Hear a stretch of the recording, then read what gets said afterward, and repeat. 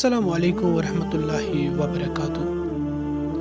शेखुल आलम रहमतुल्लाहि अलैहिस मुतल्लिक मकसद जान।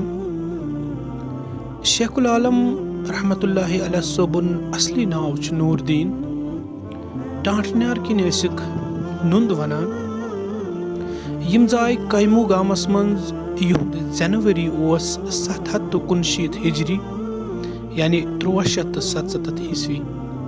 मलिस ओसुक नाव सालारुद्दीन तो माज ओसुक सदर नाव। हजरत शेखुल आलमस रहमतुल्लाहि अलैहस ٲس लकचार पेठै कुनिस खुदाय सन्ज इबादत करनिच कल। वारियाहन वरियन रूद कैमू गामस मंज गोफि मंज अल्लाह ताला सिंदिस इबादतस मंज मशगूल। गोफि मंज नीरित फिर तिम सरसी कशीर तो दितुक लूकन इस्लामुक पजरुक मिलचारुक तो समचारुक सबक। सारी वंस गुजरक सादगी सान। तिहुंद खेन चन पलव पशाक तो लसुन बसुन ओस साद। हजरत शेखुल आलम रहमतुल्लाहि अलैहन कोर इस्लामी रिशुत कायम। अहंदन चाटन छ रिश वनान। तिमन ٲسۍ वारिया चाट तो मुरीद। कशीर मंज छ वारियाहन जायन तिहंदन चाटन हंद जियारत तो आस्तान।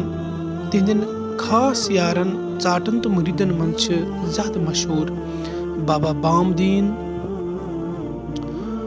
बाबा जैनुद्दीन, बाबा नसरुद्दीन तो बाबा ताजुद्दीन।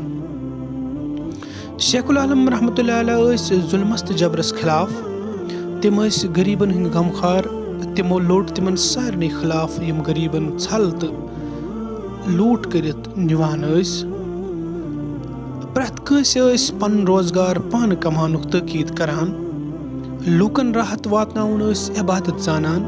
वतन तो वुडरन ٲسۍ कुलि लागनावान युथ वति पकवुन शुगल करहन तो मेव खेहन। तिमो वोन अन पोश तिल येलि वन पोश। हजरत शेखुल आलमन रहमतुल्लाहि अलैहन बٲy पन्नि खयालात शारन मंज।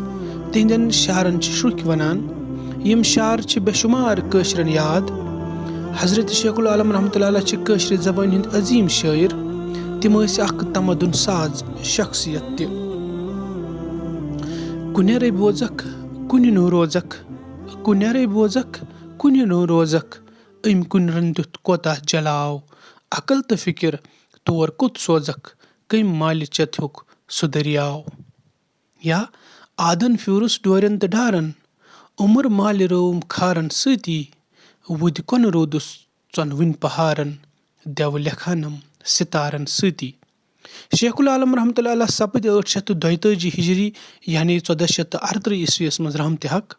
तिम आय चार शरीफ दफन करन युस जन श्रीनगर पे अल पल 3 किलोमीटर दूर छु। अत छ अहंद जियारत। प्रत ब्रसवार छु अत जियारतस पे शब लगान। प्रत वरि छु शतवु पोह अत तुहुंद उर्स सथा अकीदत चिक चाव सान मनावन यिवान। और छ कशीर हिंदो तरफातो पेठ प्रत मजहबस सۭتۍ ताल्लुक थावन वल ज़ायर वातान। टाठियों बोजन वालों अगर तुम ये वीडियो पसंद हो तो करियो लाइक शेयर सब्सक्राइब करियो बे फेसबुक पेज करियो फॉलो। बाकी वस्सलाम।